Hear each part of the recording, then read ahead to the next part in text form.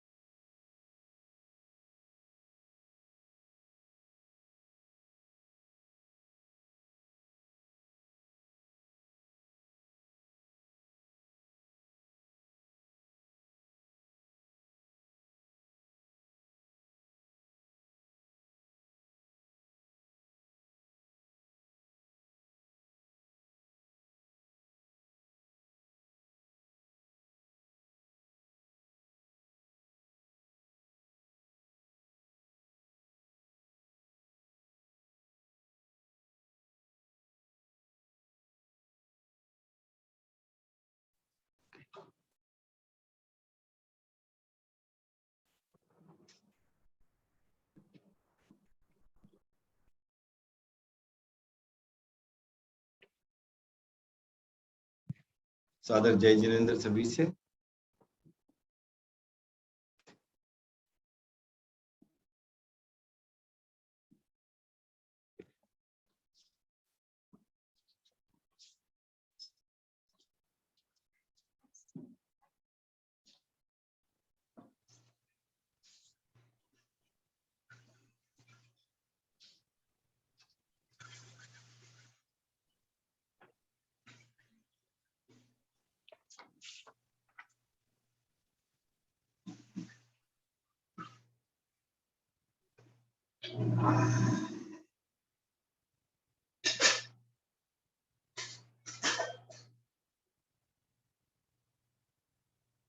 क्या हुआ?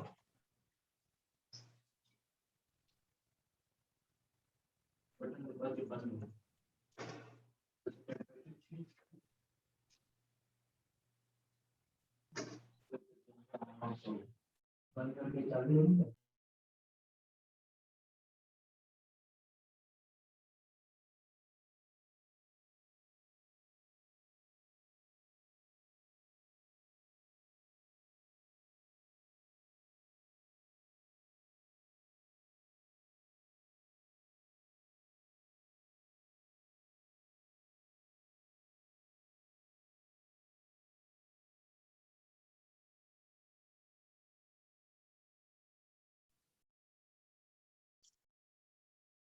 आराध्य के चरणों में वंदन। टीपीएफ के पर्यवेक्षक मुनि डॉक्टर रजनीश कुमार जी के चरणों में वंदन। यहाँ सभा भवन में विराजित सदस्य जी के चरणों में वंदन। तो पिछली क्लास से कोई प्रश्न है तो वहां से शुरू करते हैं।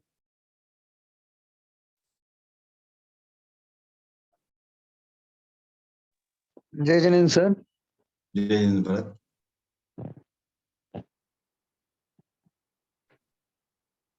कोई प्रश्न है पिछली क्लास से?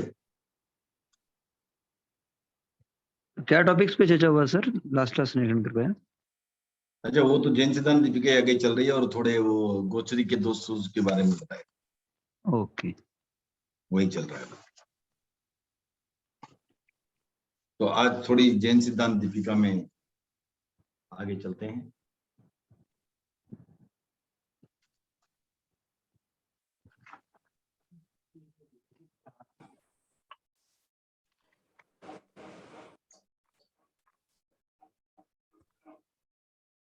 तो सप्तम प्रकाश में थे हम लोग।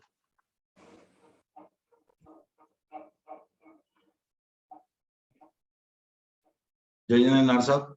जय जी साहब। तो लास्ट क्लास में हमने पर्याप्ति और प्राण की बात की। आज उसके आगे चलते हैं। 22वें श्लोक तक लास्ट टाइम हमने लिया था। आज 23वां श्लोक लेते हैं।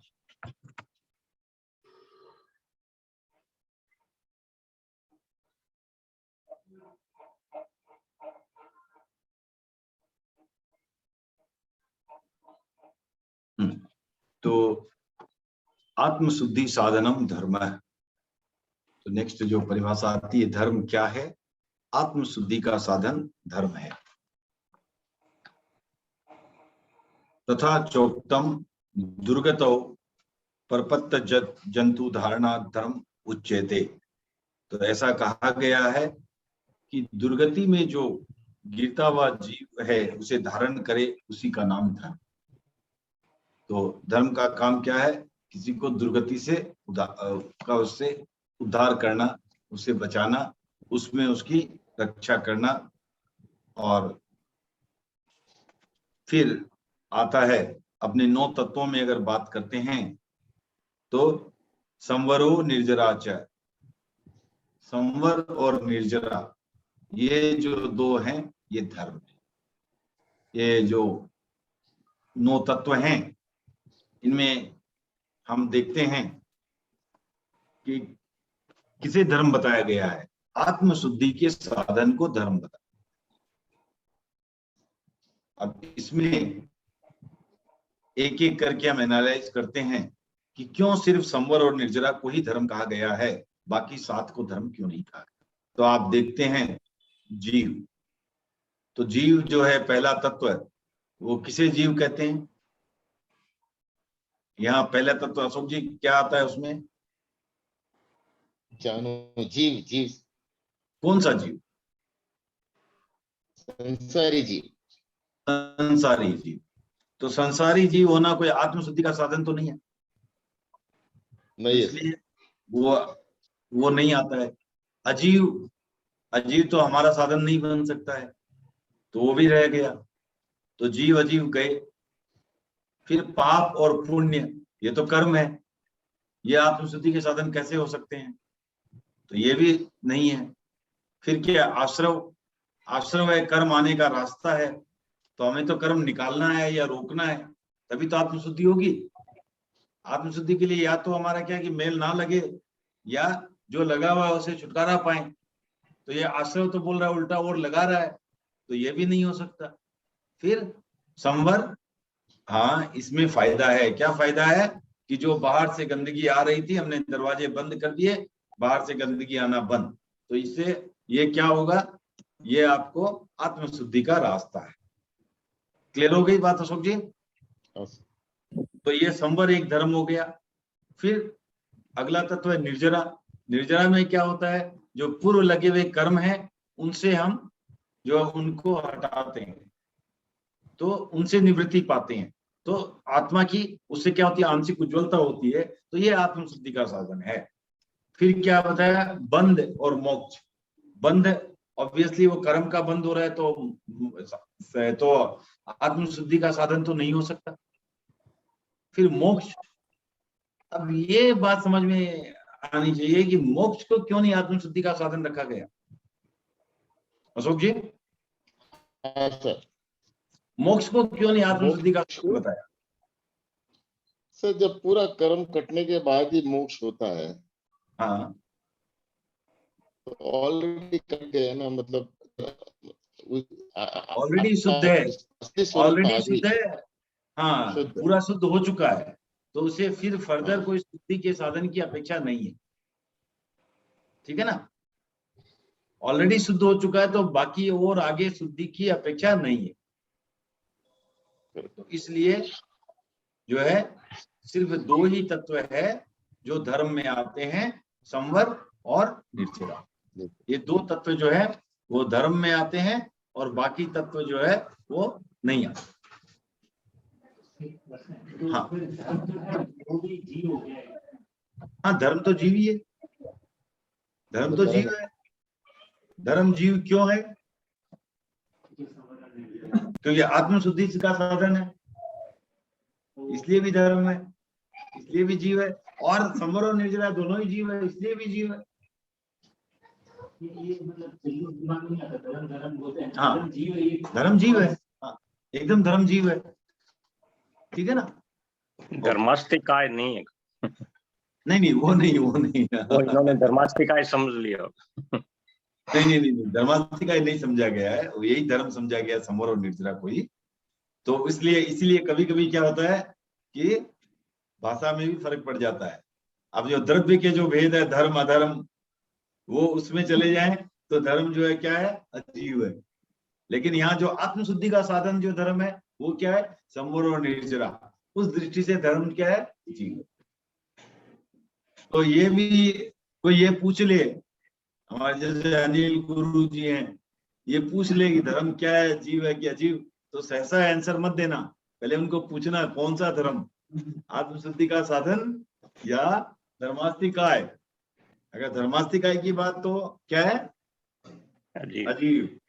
और अगर ये संवर और निर्जरा की बात है तो क्या है, जीव। ओके, तो ये हो गया अपना द्विविध सह धर्म तत्र संवर संयम निर्जरा तपः। तो धर्म के जो दो भेद अगर करने हो तो संवर, उसका अर्थ हुआ संयम अर्थात कंट्रोल करना, और निर्जरा अर्थात तप करना।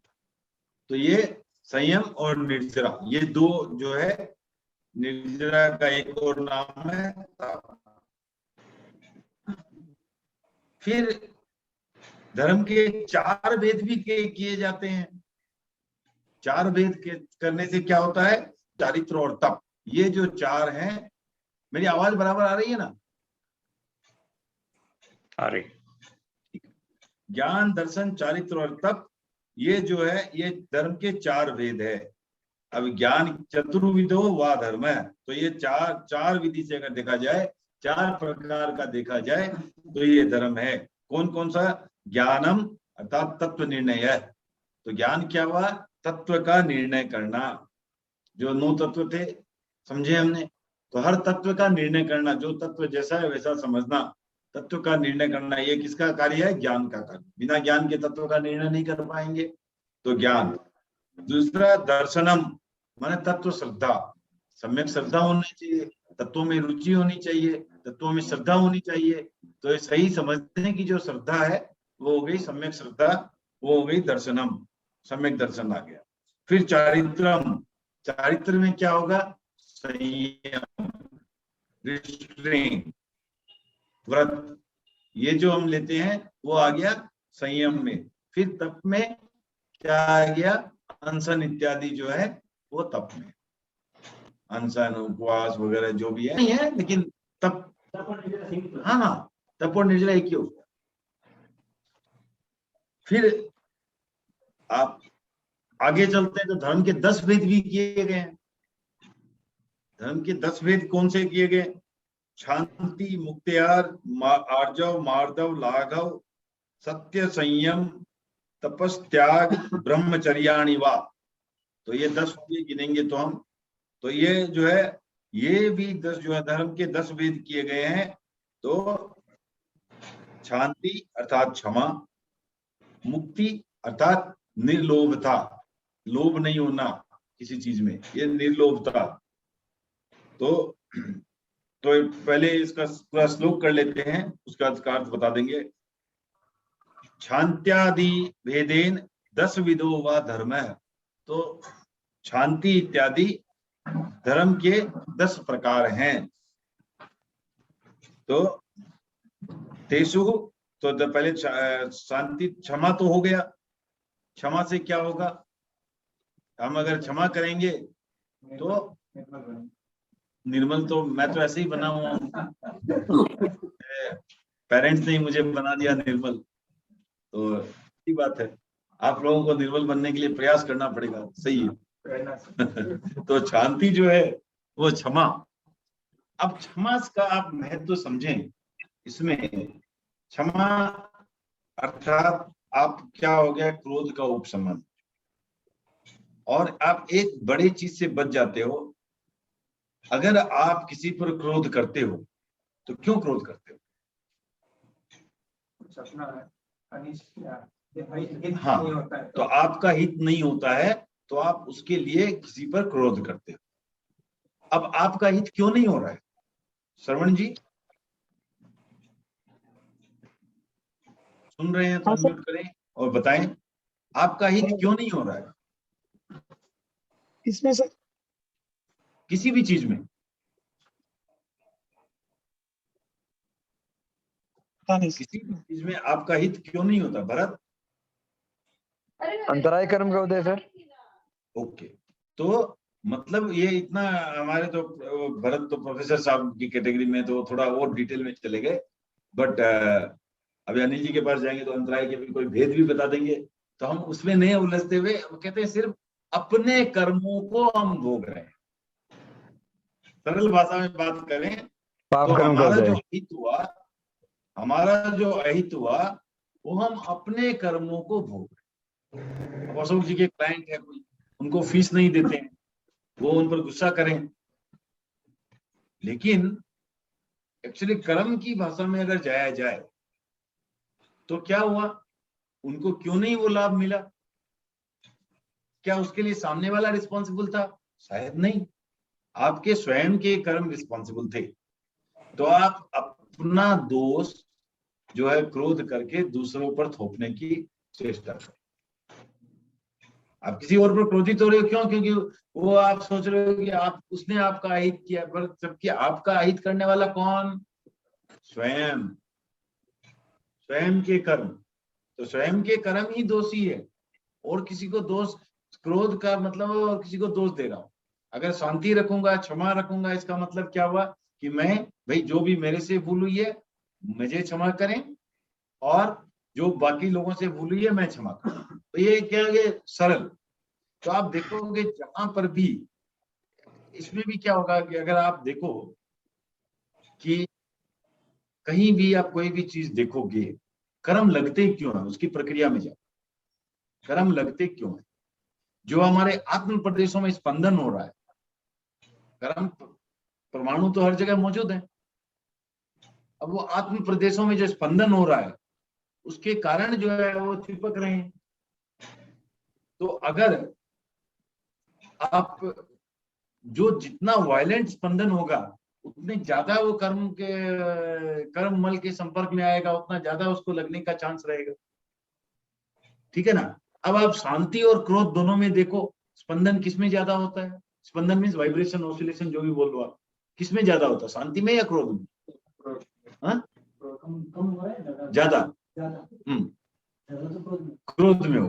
तो क्रोध हो रहा है तो आप पूरा मैंने यहाँ रूम में बैठे हुए हो, वो रूम के वहां कॉर्नर तक पे जितने भी कर्म प्रमाण सबको खींच के ला रहे हो।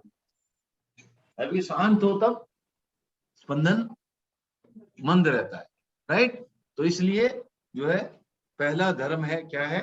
तो हमारा धर्म पूरा वही है जो भी है, कि जैसे हम जिस भी दृष्टि से इस स्पंदन को हम जितना कम करें, जितना शांत रहें, जिस चीज से हमारे में जितने विकार कम पैदा हो, पैशन कम पैदा हो, उतना ही वो जो है संवर का काम करे, राइट। तो इसलिए पहला धर्म का इसमें 10 भेदों में आ गया शांति अर्थात क्षमा। तेसु मुक्ति ही निर्लोभता। मुक्ति है, किसी यहाँ मुक्ति का अर्थ आया है निर्लोभता से, मुझे किसी चीज से लोभ नहीं है। अब किसी चीज में लोभ नहीं है अगर, तब भी आपको सेम होगा। अगर लोभ है, माया आएगी, वो आएगा, बहुत बहुत चीजें साथ में जुड़ेगी, तो आपका फिर से वही कर्म जुड़ने का जरिया बनता है।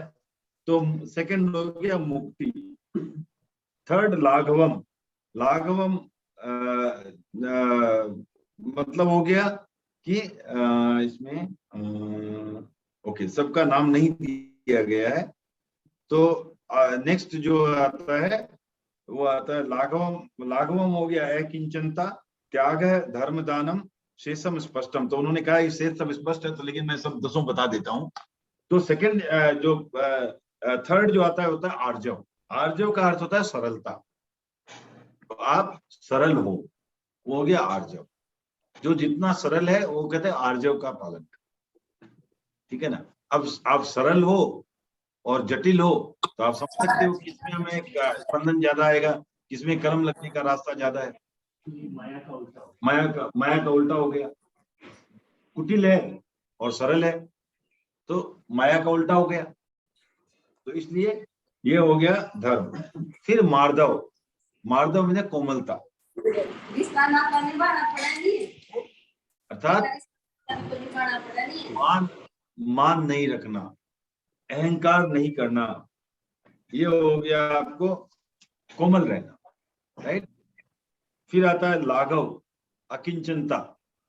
सेम है, अपने आप को अकिंचन समझना। पहले चार जो वो पहले चार कसाई के चार उल्टे हैं। हाँ उल्टे ही होंगे ना। हाँ। फिर अकिंचन रहना, मैंने किसी चीज से लेना देना नहीं, अपरिग्रह। अकिंचन मन जितना हल्का रहो, अपरिग्रह, परिग्रह नहीं करना, राइट। अकिंचन जो गुरुदेव महाप्रज्ञ जी ने एक पुस्तक लिखी है, यात्रा एक अकिंचन। अकिंचन में जिसके पास कुछ नहीं है, हाँ कुछ नहीं है, मैंने अपरिग्रह। अब फिर आता है सत्य, राइट, वो तो ऑब्वियस है मीनिंग। संयम मीनिंग ऑब्वियस है। तप, त्याग और ब्रह्मचर्य। तो ये जो है 10 धर्म के प्रकार होता है। आपकी कोई में देखा है मैंने, उसके साथ वर्ड जोड़ देते उत्तम, उत्तम क्षमा, राइट, उत्तम आर्जव, उत्तम मार्दव। तो क्यों ये वर्ड उत्तम जोड़ते हैं?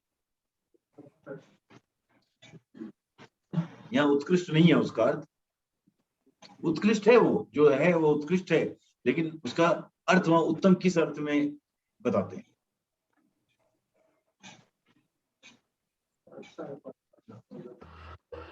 नहीं, अच्छा फॉलो करने की बात नहीं। कोई भी बताना चाहेगा? नहीं, वो आप और पंथों में जाएंगे ना अपने जन्म में, तो उत्तम क्षमा वगैरह बोलते हैं ना, वो जैसे जो उनके तो 10 अपने जैसे ये होता है दिगंबरों में वगैरह 10 लक्षण। तो उसके लिए उनका तो वो 10 दिन का होता है ना, वो पर्यूषण टाइप का, तो वो उसमें वैसे ही होता है। तो वो वहां भी एक एक दिन का होता है। तो उत्तम क्षमा, तो उत्तम का अर्थ क्या हुआ यहाँ?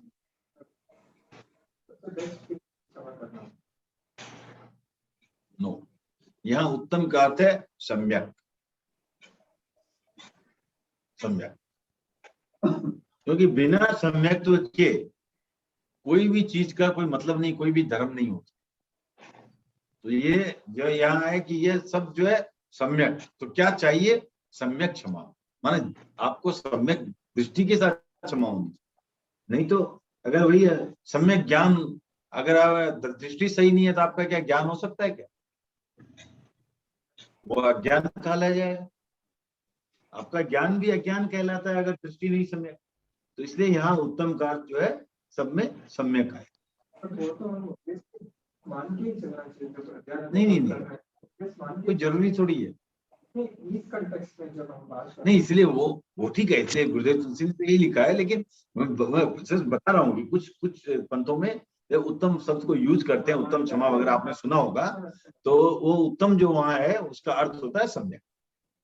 मैं जस्ट वो क्लैरिफिकेशन में ये नहीं बोल रहा हूँ कि ये, या तो गुरुदेव तुलसी ने तो बिना उत्तम शब्द के यूज किया है, कोई दिक्कत नहीं है, वो मीनिंग तो वही है, लेकिन वही बता रहा हूँ कि उसको जैसे ज्ञान बोलो, सम्यक ज्ञान बोलो, एक ही बात है, क्योंकि जो मिथ्यात्वी है उसको तो ज्ञान होता ही नहीं है, तो ज्ञान कहने का अर्थ सम्यक तो अपने आप हो ही गया, तो वो सही है, कोई दिक्कत नहीं है उसमें। ओके, उसको फर्दर उस पर जोर देने के लिए, स्ट्रेस देने के लिए उत्तम शब्द का इस्तेमाल। ओके, आत्मनिर्मल्य कारणम कारणत्वेनाशो लोक धर्मात् भिन्न। तो ये धर्म जो है वो आत्मशुद्धि का साधन है, इसलिए वह लोक धर्म से भिन्न है। लोक धर्म है आपका जो लोक का आपका दायित्व है, लोक में सामाजिक दायित्व है, सामाजिक धर्म है, उससे ये अलग है। ओके, अपरिवर्तनीय स्वरूप त्वेन सर्वसाधारण त्वेन च। तो ये यहाँ पर ये समझने की बात है, इसका स्वरूप कभी भी परिवर्तित नहीं होता।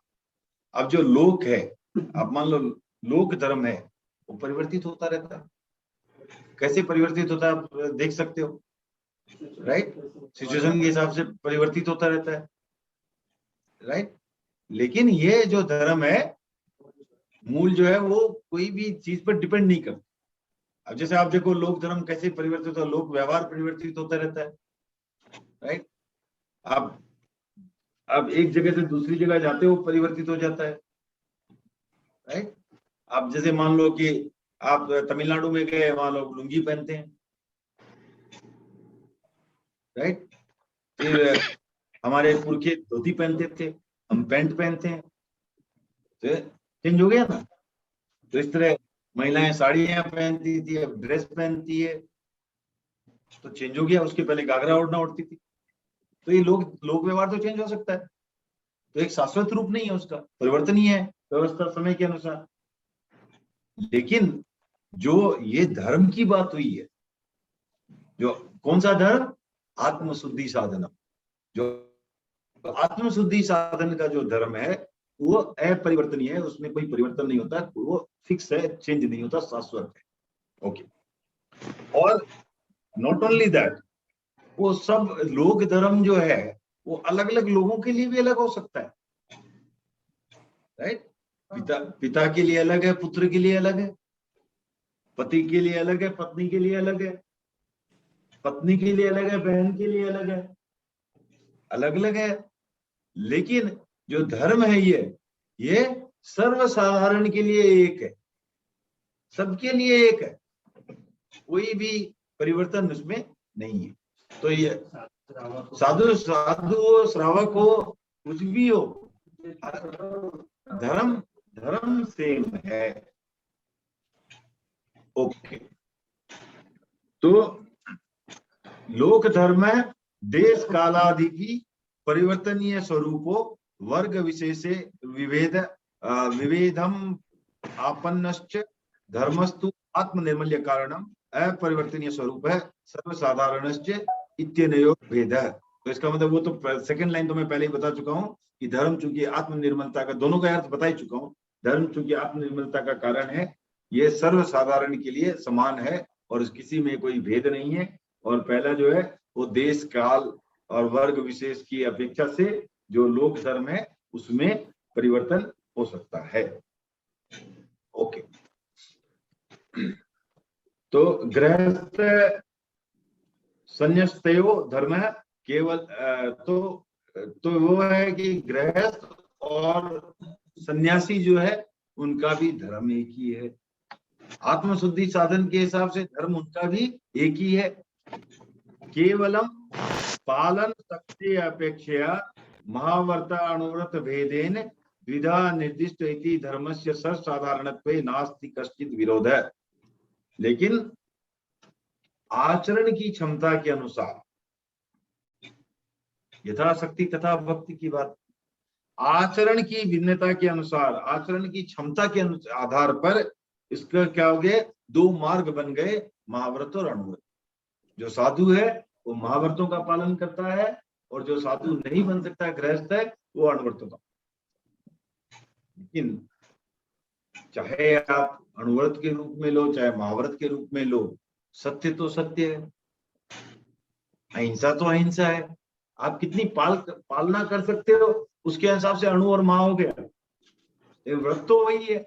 अब अणुव्रत के इस खेमे में आकर के सत्य की परिभाषा तो नहीं बदलती, खाली उसका ये आपकी क्षमता के अनुसार आप उसका कितना पालन कर पा रहे हो, वो अलग है। लेकिन सत्य की परिभाषा नहीं बदलती, अहिंसा की परिभाषा नहीं बदलती, इनकी परिभाषा जस की तस रहती है। किसी को कोई प्रश्न? अशोक जी? ठीक है सर, ठीक है। ठीक है सर, यस सर। अरे पहली बार अशोक गुरु जी बोल रहे हैं एकदम सब ठीक है, वेरी गुड। चलो, तो या तो आज आप ध्यान से सुन नहीं रहे हैं या ज्यादा ध्यान दे रहे हैं, या ज्यादा ध्यान दे रहे हैं। हाँ हाँ, तो वो तो पता चल जाएगा, नेक्स्ट लास्ट में क्वेश्चन आंसर कर सकते हैं। हाँ, ठीक है, ओके। तो फिर ग्राम, नगर, राष्ट्र, कुल, जाति, युगादि नामाचारो व्यवस्था व लोक धर्म है। तो गांव, नगर, राष्ट्र, कुल, जाति और युग, इनमें जो आचार चलता है और जो व्यवस्था होती है उसके लोक धर्म कहते हैं। ओके, ग्राम आदिशु, ये आई थिंक स्किप कर सकते हैं हम लोग, इसमें खाली यही बताया गया है, थोड़ा और डिटेल में जाकर के कि भाई आप गांव वगैरह में रहते हैं तो लोगों को अपना अपने रहते धनोपार्जन रहता है, पैसा कमाना है, व्यय करना है, विवाह शादी करना है, भोज आदि है, प्रथाएं हैं, अलग अलग है, जो भी है, ये सारे जो है ये इनका नाम है आचार। तो आचार हो गया ये जो भी जो जनरल कंडक्ट है। और फिर व्यवस्था क्या होती है, व्यवस्था क्यों की जाती है, क्यों व्यवस्था की जाती है? माने एक दूसरे के कारण एक दूसरे को तकलीफ ना हो। अब व्यवस्था की वही जरूरत होगी ना कि अब अभी मैं कुछ भी करूं, मैं रास्ते में चल रहा हूं, रोड है बनी हुई, मैं तो कार चला रहा हूँ, सामने वाला कार खड़ा, मैं क्या करूं, सामने आप खड़े हो तो मैं तो चला रहा हूँ, वहां व्यवस्था होगी कि आप सिग्नल है जो है, क्यों, क्या सुचारू ट्रैफिक चले। तो जो भी व्यवस्था के लिए की जाती है, जो गांव नगर आदि के हितों की रक्षा के लिए, एक व्यक्तिगत हित की रक्षा नहीं, वो एक सामुदायिक हितों की रक्षा के लिए, जिससे कि व्यक्ति का भी फायदा हो और समुदाय का भी फायदा हो, उनके हितों की रक्षा हो, ऐसी जो चीज है, ऐसे जो नियम बनाए जाते हैं, उनका नाम है व्यवस्था। तो जैसे आचार व्यवस्था अलग अलग हो गई, और ये व्यवस्था भी अनेक प्रकार की होती है, जैसे कुटुंब व्यवस्था, समाज व्यवस्था, राष्ट्र व्यवस्था, इनफैक्ट धर्म संघ में भी व्यवस्था होती। अब तेरापन धर्म संघ, उसमें भी व्यवस्था है, ठीक है ना। ऐसा नहीं कि ठीक है भैया अब सातपना तो ले लिया, अब क्या फर्क पड़ता है, ऐसा नहीं है। वहां भी आचार्य की आज्ञा से चलना है, जो नियम है पालन करना है, सो वो भी व्यवस्था। तो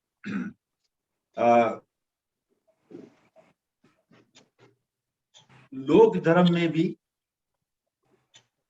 अहिंसा आदि का आचरण होता है, ऐसा नहीं कि नहीं होता है, वहां भी होता है। ओके, उस जहां उसका आचरण आ जाता है, उसकी अपेक्षा से ये धर्म से भिन्न भी नहीं।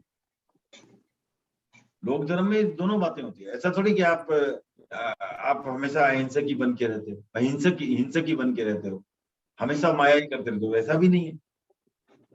तो वहां भी जो अच्छा अंश है वो धर्म से भिन्न नहीं है, जो धर्म अर्थात आत्मशुद्धि साधन से भिन्न नहीं है। लेकिन जहां वहां भोग इत्यादि की भी बात है, भोग उपभोग की बात आ जाती है, तो जहां भोगों की बात आ गई, वहां जो तत्व है वो धर्म से भिन्न है। तो इस तरह ये दोनों को समझ। तो आचार धर्म की आचार अच्छा है, लोक में भी तो धर्म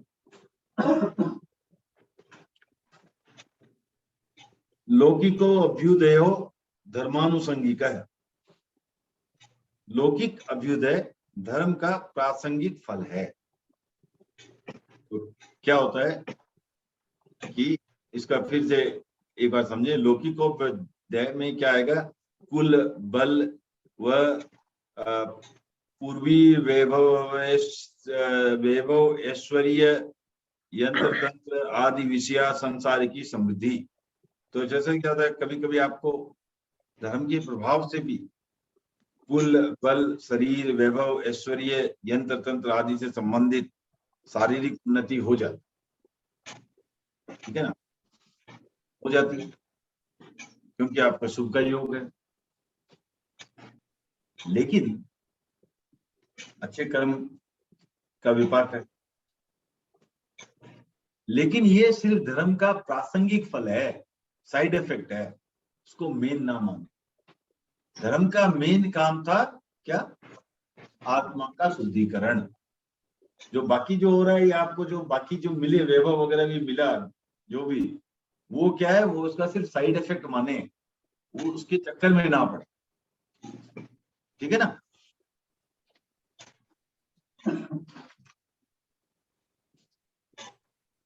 अरहत उपदेश आज्ञा, अरिहंत के उपदेश को आज्ञा कहते हैं। जो अरहंतों का उपदेश है उसे क्या कहते हैं? आज्ञा। तो जैसे वो लिखा है ना, आज्ञा धर्म अनाज्ञा अधर्म, मुझे तुझे लिखा है। तो आज्ञा मतलब जो जो अरहंत का उपदेश है, आज्ञा, वो तो धर्म, और उसके बाहर जो है वो अपने हो गया नॉट धर्म। ओके। अर्हताम तीर्थंकराणाम आत्मशुद्धि उपाय भूत है उपदेश आज्ञा इत्यभिधीयते। तो तीर्थंकर आध्यात्मिक विकास के लिए जो उपदेश देते हैं, वो उपदेश ही उनकी आज्ञा है। यत्राज्ञा तत्रैव धर्म है, और जहां आज्ञा है वहीं धर्म है। सिंपल सी बात है कि जो उपदेश उन्होंने क्यों दिया था? उपदेश दिया था उन्होंने आत्मशुद्धि के लिए, राइट, आत्म कल्याण के लिए। तो वो, और उसी का नाम हमने आज्ञा कह दिया। तो जो आज्ञा है वो धर्म है। ओके। अर्हताम सकल दोषा अकलंकितो उपदेशक तत्वान खलु धर्मस्थ दाज्ञाम व्यभिचरति। तो क्योंकि अरहंत सर्व दोष मुक्त उपदेशक होते हैं, उनमें कोई दोष नहीं होता। अरहंतों में तो कोई दोष नहीं है, राइट। जो तो सर्व दोष मुक्त उपदेशक होते हैं, तो उनकी आज्ञा के अतिक्रमण, माने उनकी आज्ञा से आगे जाना, बाहर जाना, उसको क्रॉस करना, वो जो है वो धर्म नहीं हो सकता। तो इस तरह हमने अभी सप्तम प्रकाश जो है वो समाप्त किया जैन सिद्धांत टीका। तो और किसी को कोई प्रश्न हो तो पूछें। जैसे आज्ञा है, जो भगवान महावीर ने प्रवचन किया वो है करके, अब का पूरा ट्रांसलेशन तो होता नहीं, वो कुछ ही अंश में आता है बाहर करके। तो इसका अर्थ ये थोड़ी हो कि जो बोले उसके अलावा भी कुछ, उसका अतिक्रमण करना, अतिक्रमण करना, ये कोई मैं उसके आगे ही जाना। अब जैसे आपको मैंने कहा कि आप इस लाइन को क्रॉस मत कर, अब आप उसका अतिक्रमण कर। वो तो ठीक है, समझ आया। हाँ, नहीं तो ऐसी बहुत सारी चीजें हो सकती है जो हो सकता है धर्म और बताया नहीं होता। हाँ वो ठीक है, बट वो एक अपेक्षा से है। बट यहाँ अपेक्षा से है, जो जिस अपेक्षा से कहा गया है कि उसमें तोड़ मरोड़ करके आप उसमें खोज ना मिले। जैसे उन्होंने कहा है वो तो चौथे आरे की बात थी, अभी पांचवें आरे में कुछ चलता है, तो ये ना मिला। वैसे तो अनंत ज्ञान, आपके बात भी सही है कि अनंत ज्ञान है, वो सब कुछ तो नहीं बोल सकते, ठीक है ना। लेकिन जो बोल के गए हैं उसके बाहर जाना तो गलत ही है ना। उसका उल्टा तो मत करो। हाँ, उसका अतिक्रमण करना तो गलत ही है ना। नहीं हो सकती है। हाँ, तो वही आज्ञा धर्म अनाज्ञा आदर। अनाज्ञा का अर्थ ही हुआ कि जो उनके उद्देश्य का अतिक्रमण, यहाँ वैसे नहीं। कई बार आता है ऐसे, आज्ञा के बाहर जो भी है वो सब। नहीं, वो बाहर मतलब कि वो उस पर्सपेक्टिव से, उसका अतिक्रमण के पर्सपेक्टिव से समझे आप, ठीक है ना।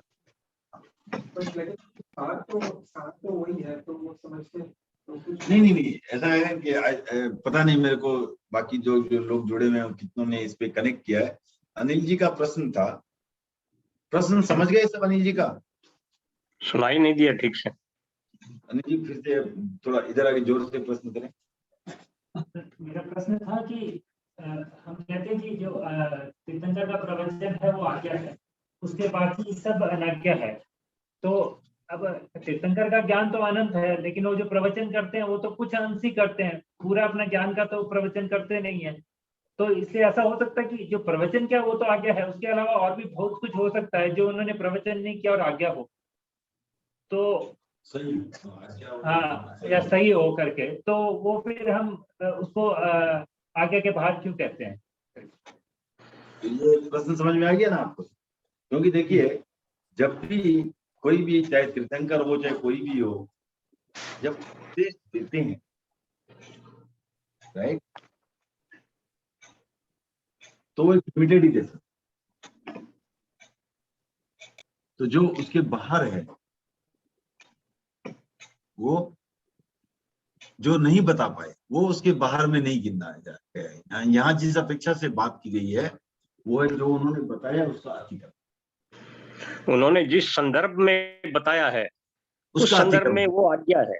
हाँ, संदर्भ के नहीं बाहर है, की नहीं, हाँ, वो ठीक है, पर इनका प्रश्न था कि वो सब कुछ नहीं बता पाते हैं, और जो नहीं बताया सारा का सारा क्या धर्म नहीं है, ऐसी बात नहीं है, लेकिन हाँ। जो उन्होंने बताया उसका अतिक्रमण जो है वो तो धर्म नहीं, इस आधार पर समझे।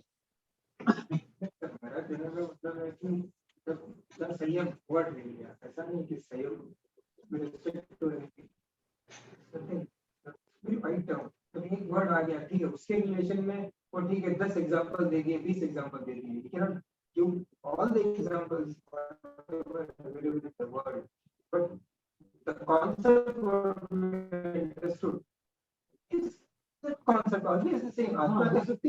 कॉन्सेप्ट ठीक है, लेकिन अब जैसे क्या होना, कई बार ऐसे हो जाता है कॉन्सेप्ट जिसने बताया है उसके यहाँ ये क्या है डिसाइड नहीं करता। हाँ, that's what we should develop ourselves to apply the same.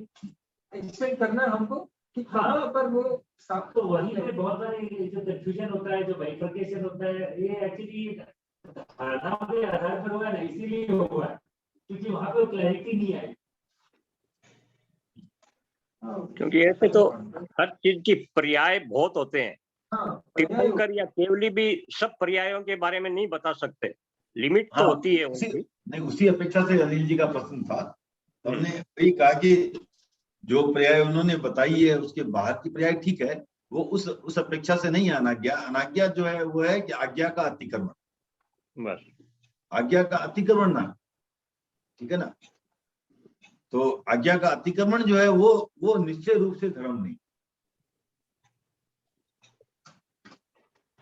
और किसी को कोई प्रश्न?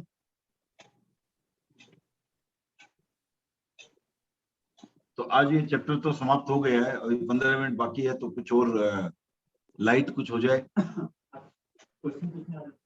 आप पूछो।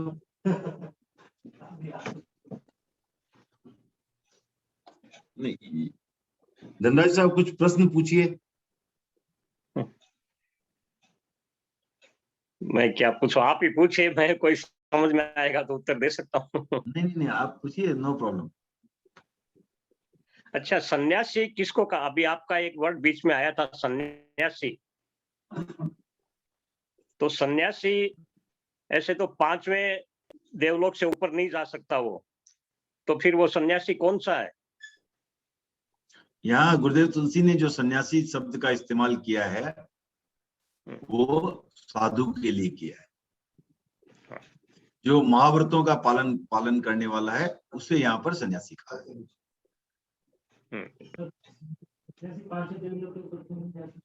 नहीं, वो अलग किसी और अपेक्षा से बोल रहे होंगे, किसी और दूसरे जो सन्यासी अलग टाइप के जो होते हैं ना।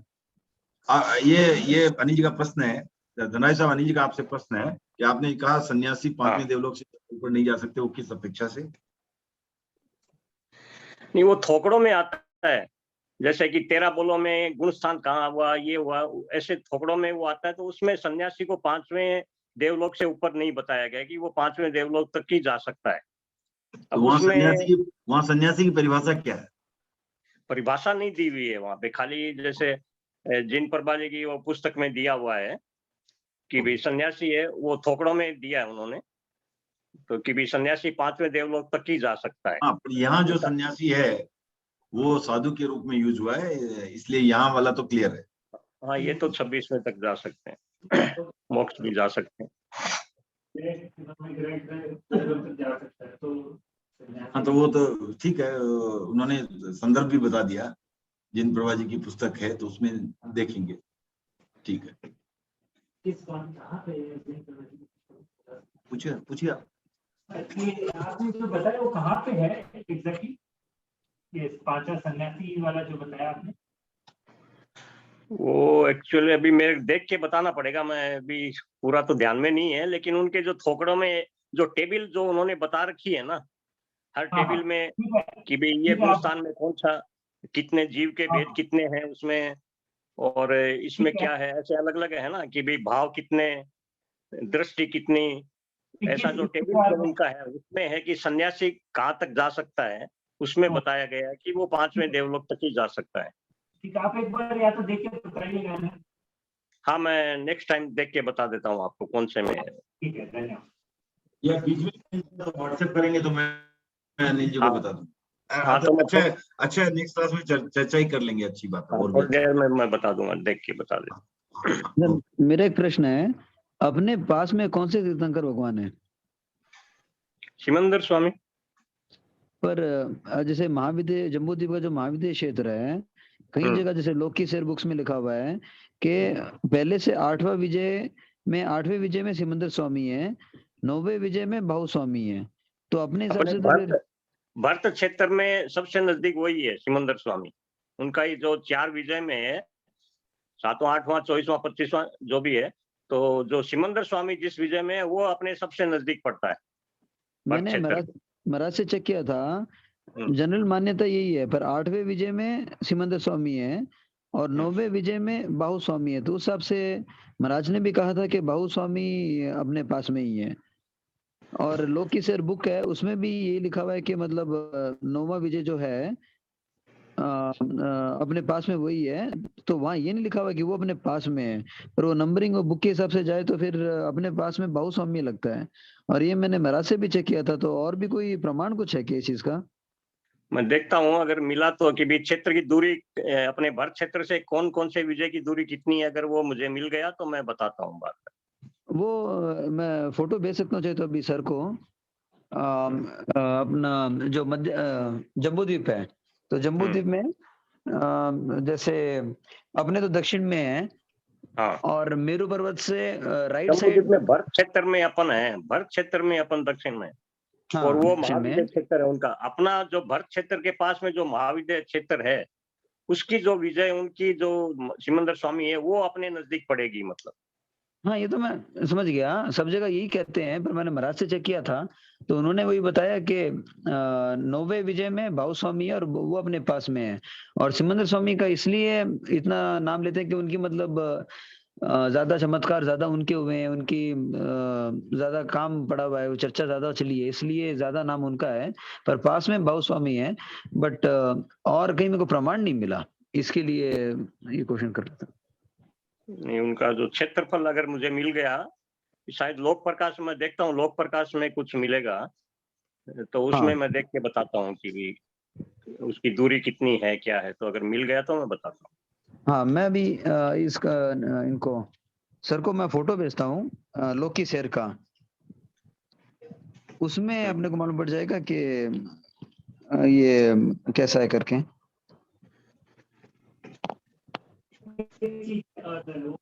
नंबर होंगे तो उससे ज्यादा बेटर नहीं होगा। ठीक है, इसको भेज दो, लेकिन नेक्स्ट क्लास में बताते हैं अच्छे से हाँ, देख ये मैंने करके और ऑलरेडी भी धनराज समझा। सर को और आपको भेज दिया सर। हाँ ठीक है, तो और भी अच्छे से देख के इसको देखते हैं ना। और किसी को कोई प्रश्न?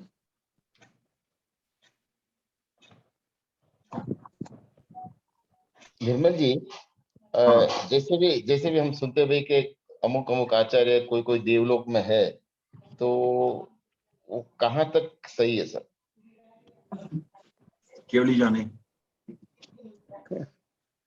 अपने को ऐसे तो देखो कई जगह आता है कि अभी अपना सैनन है, वो कई जगह तो बताते हैं 6वां सैनन है, किसी टाइम कोई जगह बताया गया है कि खाली लास्ट वाला सैनन है। उसके हिसाब से तो अभी चौथे देवलोक के ऊपर कोई जा ही नहीं सकता, और दूसरे नरक से नीचे कोई नहीं जा सकता उनके नियम के हिसाब से, इस 5वें आरे में कि भी चौथे देवलोक से ऊपर नहीं जा सकता और नरक से नीचे नहीं जा सकता। लेकिन अपने कई जगह पे पढ़ा हुआ है कि भी जैसे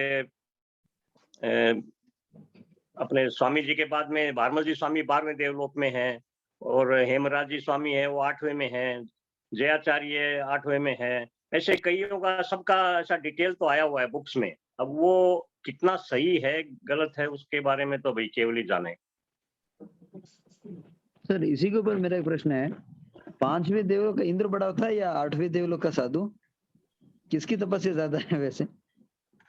नहीं, जो जितना इसके ऊपर पहले जाएगा धनराज वही जी ज्यादा साहब, सही होगा। धनराज साहब, इसके पहले भरत को एक मेरा प्रश्न है कि क्रॉस क्वेश्चन। हाँ, कि यहाँ का कर्नाटका का चीफ मिनिस्टर बड़ा कि यूएस का सिटीजन बड़ा? तो अलग अलग है। तो यहाँ भी मेरे ख्याल से संभवतः अलग अलग है। जितना ऊपर जाएंगे उतनी शुद्धि वैसे तो ज्यादा होती हाँ, जाएगी। शुद्धि के नहीं है ना, वो तो ऐश्वर्य की बात है ना। हाँ, तो ऐश्वर्य वैसे ही मिलेगा ना, जितनी हाँ। ज्यादा शुद्धि हुई उसके हिसाब से उनको ऐश्वर्य मिलेगा। आज अनोत्तरों पर आज 26वें देवलोक में जा रहे हैं, स्वार्थ सिद्ध विमान में गए, तो वो सबसे हाईएस्ट वही है बस। तो उनके पास जितनी शुद्धि करके वो गए हैं, उनका तप या जो भी उनका समझ लो निर्जला उन्होंने की, तो उसके हिसाब से वो वहां पहुंचे हैं, और उनका एक ही जन्म बाकी रहेगा। और बाकी के लोगों का कितना भी जन्म हो सकता है, तो जितनी ऊंचाई पे जाएंगे वैसा ही रहेगा, उनका नियम वही है। तो ठीक है, 9 ग्रह और अंतर विमानों का तो ठीक है, क्योंकि वहाँ पे लेवलिंग का डिफरेंस नहीं होता है, सब समान लेवल पे होते हैं। उसके हाँ, उसके पहले वाले जो होते हैं उनमें लेवल्स अलग अलग होते हैं, तो उसकी अपेक्षा से भारत का वो तो आज्ञा के हिसाब से है कि भी चलो 12 देवलोक के बाद में सब ऐमिंदरी होते हैं, वहां पे आज्ञा किसी की नहीं है, सभी ऐमिंदरी है। और शुद्धि के हिसाब से तो वो भी ऊंचे हो गए, उनसे 12 देवलोक वाले से ऊपर ही हुए 9 ग्रह भी। सर एक क्वेश्चन हो रहा है, शुद्धि तो पता नहीं, पुण्य के हिसाब, पुण्य उदय के हिसाब से मुझे बोल उनका सकते हैं। पुण्य ज्यादा होता है, सही है। हाँ, शुद्धि तो नहीं पता नहीं, बट हाँ, पुण्य शुद्धि तो उदय ऐब के अभी भी, हिसाब से। हाँ ऐब अभी भी जा सकते हैं, शुद्धि के तो कोई बोल नहीं सकते। हाँ, ये तो सिर्फ पुण्य का उदय है, कहीं जन्म लेना तो पुण्य का उदय है। स्वर्ग में तो पुण्य का वो भोगने के लिए जाता है। सर जम्बूद्वीप का पानी, ये लवण समुद्र में जम्बूद्वीप का पानी छिद्रों से अंदर आता है, तो वापस भी जाता होगा ना, नहीं तो बैलेंस बिगड़ जाता है। नहीं, वो इधर बैलेंस नहीं है, वो जितना आ सकता है उतना ही आता है, वो लेवल के बाद में नहीं आएगा। फिर लवण समुद्र अपने जो यहाँ के जो समुद्र है वो तो समझ लो वो लवण समुद्र के बहुत एक जैसा नाला समझ लो। ये जो अपने अरब सागर है या हिंद महासागर है, ये सारे तो एक नाले जैसे हैं उनके समुद्र के हिसाब से, लवण समुद्र के हिसाब से। तो क्योंकि अपन तो लवण समुद्र में भी नहीं जा सकते, न अपने को पता है कहाँ है लवण समुद्र, अपने को तो यही समुद्र दिखाई दे रहे हैं, महासमुद्र। तो ऐसे तो उनमें फिर जो पाताल कलश होते हैं, 4 पाताल कलश जो है चारों साइड में, वो इतने बड़े बड़े हैं कि ये सारे समुद्र उसमें समा सकते हैं। 1-1 लाख योजन गहरे हैं वो। तो वो पाताल कलश में फिर उसमें 3 हिस्से होते हैं हर कलश में, ऊपर में पानी, बीच में हवा और पानी, नीचे खाली हवा। तो जब उसमें दबाव पड़ता है तो वो बाहर निकलते हैं, तो वो उसमें फिर वो ये ज्वार भाटा ये सब आता है, तो उसका इफेक्ट अपने यहाँ समुद्रों तक में आ जाता है।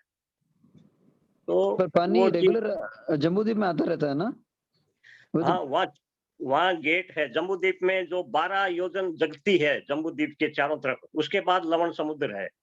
तो वो जगती के नीचे नाले हैं उनके, जैसे जैसे वो मेरे को जम्बूद्वीप ध्यान के है। 4 गेट हो गए, चारों तरफ में 4 गेट हैं, तो उसके हिसाब से वो पानी उनका जितना आना चाहिए उतना ही आता है, उससे ज्यादा नहीं आ सकता वो। पर वो क्योंकि कंटिन्यूअसली आता रहता है क्या? जैसे कि जैसे भरत अपने यहाँ डैम। भरत भरत एक हाँ। रिक्वेस्ट है कि हाँ सर। प्रश्नों को आज के विषय से संबंधित रखें, ताकि नहीं तो क्या लोगों को जो जिनको नहीं पता है उनको मुश्किल हो गया। Otherwise we can discuss separately, but यहाँ पर प्रश्नों को उसी रिलेटेड रखें, जो जो चर्चा हुई है उस पर रखें।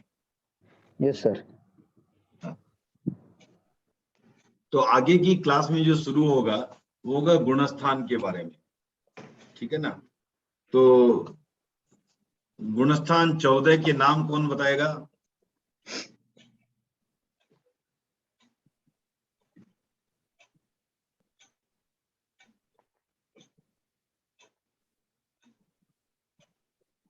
नार साहब, सबको ही आने चाहिए। हाँ हाँ, पहला कौन सा? सर पहला गुणस्थान कौन सा? विचार दृष्टि अशोक जी, 7वां कौन सा?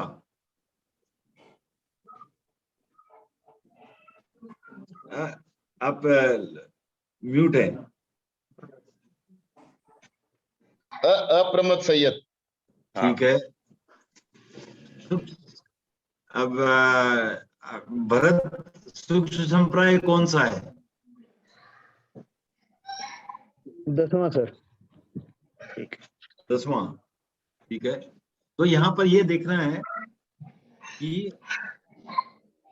ये जो 14 गुणस्थान है, मिथ्या दृष्टि से लेकर के शास्त्रादन सम्यक दृष्टि, फिर मिश्र गुणस्थान, फिर अविरत सम्यक दृष्टि, फिर देश विरति। तो अविरत सम्यक दृष्टि तक क्या है? व्रत नहीं है, किसी में भी व्रत नहीं है। और पहली बार चौथे में जो सम्यक्त्व है, फिर 5वें में जाते हैं वो क्या? देश व्रति बोलते हैं, मतलब पार्शियल व्रत है, पूर्ण व्रत नहीं है। छठा है परमत संयत, तो प्रमाद है लेकिन संयमी है, व्रत है, पूर्ण व्रत है। व्रत मतलब पूर्ण व्रत का मतलब क्या हुआ? मतलब क्या हुआ? पूर्ण व्रत का मतलब क्या हुआ? नहीं, त्याग तो है, तो त्याग तो अब मैं चाय पीना छोड़ दिया, चाय का त्याग लिया, वो भी त्याग है। त्याग का मतलब क्या वहां पर? पूर्ण व्रत का मतलब क्या हुआ? अशोक जी, हाँ सर। पूर्ण व्रत का मतलब क्या हुआ? किसमें? गुणस्थान में सर? हाँ, प्रमथ संयत गुणस्थान जो है वहां हमने कहा पूर्ण व्रति, महाव्रति, व्रति, व्रति बोल दिया उनको, राइट। 5वें में बोला हमने देश व्रति, मतलब पार्शियल व्रत। और छठे में बोला पूर्ण व्रति। पूर्ण व्रति का मतलब क्या हुआ? सर वो छठे में पूरा पूरा ध्यान नहीं रखते सर व्रत में। नहीं, वो तो प्रमाद हो गया। हाँ, प्रमाद लेकिन प्रमाद। प्रमाद को छोड़ो, व्रति का हाँ। क्या परिभाषा? व्रति की क्या परिभाषा? व्रत का क्या? व्रत हाँ, महाव्रत की सर। नहीं बट महाव्रत मतलब क्या हुआ उसका? क्या, किसे कहते हैं?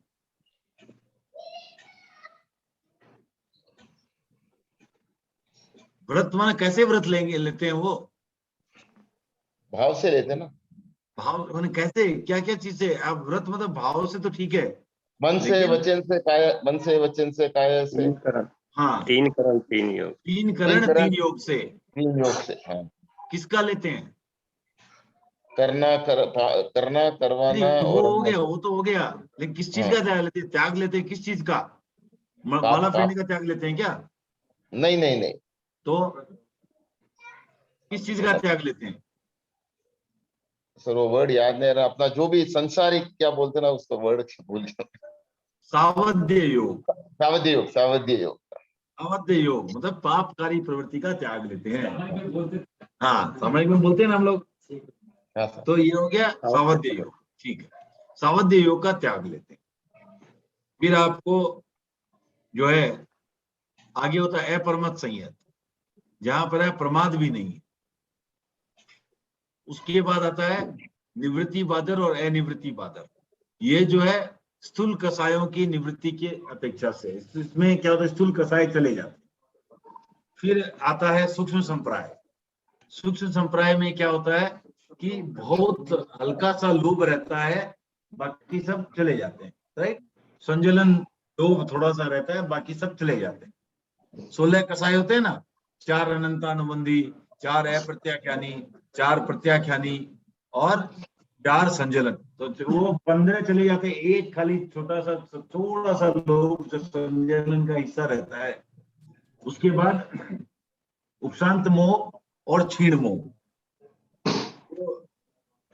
उपशांत मोह जो है वो क्या है, वो है मोह कर्म का पूर्ण रूप से उपशम किया हुआ, मतलब वो उदय में नहीं है, तो वहां कसाई कुछ भी नहीं है।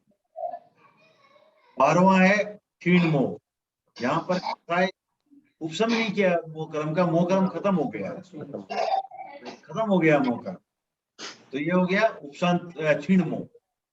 उसके बाद क्या है, अयोगी केवली, सहयोगी केवली। सहयोगी केवली मतलब वो केवली हो गए, मतलब उनके 4 घाती कर्म कट गए हैं। मोहनीय तो 12वें में कट गया, बाकी 3 ज्ञानावर्णीय, दर्शनावर्णीय और अंतराय, ये 3 भी कट गए। 4 कट के वो जो है केवली बन गया, और अब इसमें योग एक माना अर्थात एक्टिविटी बाकी है, तो ये हो गया सहयोगी केवली। और उसके बाद वहां से आगे प्रोग्रेस होकर के अयोगी केवली, वो 14वां गुणस्थान, और वहां से अंतिम में क्या होता है, निर्वाण। तो ये 14 गुणस्थानों का छोटा सा एक चित्रण था। अगली क्लास में हम जैन सिद्धांत दीपिका से शुरू करेंगे। आज जल्दी छुट्टी दे। सबसे छोटा गुणस्थान कौन सा है? थर्ड किस वाला दृष्टि सर, से? थर्ड वाला मिश्र गुणस्थान। नहीं, क्यों, उससे छोटा तो आवलिका 6 आवलिका वाला सेकेंड ही हो गया फिर। या फिर 14वां जिसमें 5 अक्षर ही है, हाँ। नहीं है, और भी बताओ, कोई दूसरा भी हो सकता है। सेकंड छोटा, अंतर्मुख जो आते हैं उनमें से कोई होगा। 10वां भी हो सकता है ना फिर? क्यों, कैसे? 10वां में सिर्फ ज्ञान होता है, दर्शन नहीं है, तो दर्शन होने से पहले ही गुणस्थान ऊपर नीचे हो जाता है। राइट, क्योंकि वो दर्शन आने से पहले ही गुणस्थान चेंज हो जाता है, तो सबसे छोटा 10वां हो जाता है। खाली उसमें उपयोग में वही आता है, खाली ज्ञान ही आते हैं, 4 ज्ञान, उसके बाद दर्शन आता है, उससे पहले ही वो गुणस्थान ही चेंज हो जाता है, दर्शन नहीं आता। और ज्ञान और दर्शन जो होता है वो अल्टरनेट करते रहता है, एक समय में ज्ञान, अगले समय में दर्शन, दर्शन ज्ञान, दर्शन, सब में। तो हमारे में क्या है? तो इसका मतलब है सूक्ष्म संप्रदाय सिर्फ एक समय का गुणस्थान है। तो एक ही होगा। हाँ, एक समय है में। तो सब अंतर्मूर्ति है, वैसे तो अंतर्मूर्ति बोला जाएगा, लेकिन सबसे छोटा अंतर्मूर्त है वो। ओके, और उसके बाद में सर कौन सा फिर दूसरा है या 14वां है? के बाद में तो कुछ किसी का वो ऐसे बताया नहीं गया कि कहीं पे कि भाई कौन सा छोटा पड़ेगा। ठीक है, चलो अगले क्लास के लिए काफी मटेरियल है, पढ़ के आने का भी लोगों को। और हाँ, कि मन परिवय ज्ञान कौन से गुणस्थान में आता है, ये भी पढ़ के आ जाइएगा। हाँ, देखो पहले से पेपर लीक हो गया है। सर ये गुणस्थान सिर्फ मनुष्यों को ही है या और कोई जीवों में भी? हाँ, गुणस्थान, हाँ, जहाँ आत्मा वहाँ गुणस्थान। तो कोई भी जीव में गुणस्थान है। अब जहाँ आत्मा वहाँ गुणस्थान। हाँ, तो जहाँ आत्मा वहाँ गुणस्थान। अब आप निर्णय कर लो, बाकी जीवों में आप आत्मा मानते हो कि नहीं। अब उसके आधार पर क्या होता है, आपका भी गुणस्थान पता चल जाएगा।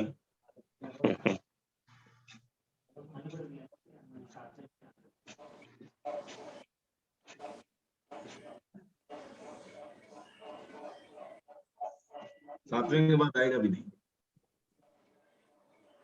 जरूरत ही नहीं है। उसके बाद नहीं नहीं ऐसा नहीं है, आएगा नहीं, आया हुआ टिका रह सकता है, आएगा नहीं सर। But अपेक्षा अपेक्षा वो अपेक्षा की बात नहीं होती है ना, वो आ सकता है कि नहीं, अपेक्षा है कि नहीं अलग बात है। अपेक्षा का तो पता नहीं क्यों नहीं, 13वें में तो अपेक्षा नहीं है, 8वें 9वें में क्यों अपेक्षा नहीं है पता नहीं, उससे फर्क नहीं पड़ता है। नहीं 7वें का भी ड्यूरेशन तो अंतर्मूर्ति है, अंतर्मूर्ति ज्यादातर गुणस्थान। ज्यादा अंतर्मूर्ति है। आपको सबसे बड़ा ज्यादा पहले में ज्यादा टाइम लगता है। हाँ, पहला एक काम तो कर लो, सबसे पहले मोक्ष का रिजर्वेशन कराओ, चाहे आरएससी में भी हो, शुक्ल पक्षी बन जाओ। ओम मोक्ष का रिजर्वेशन है तो मतलब चौथे गुणस्थान में जाना है, सम्यति बनना है बस। तो चलिए आज की चर्चा इतनी ही रखते हैं, इसका कोई अंत नहीं है। तो सबका बहुत बहुत आभार जुड़ने के लिए, धन्यवाद। कृतज्ञोस्मि सर, कृतज्ञोस्मि।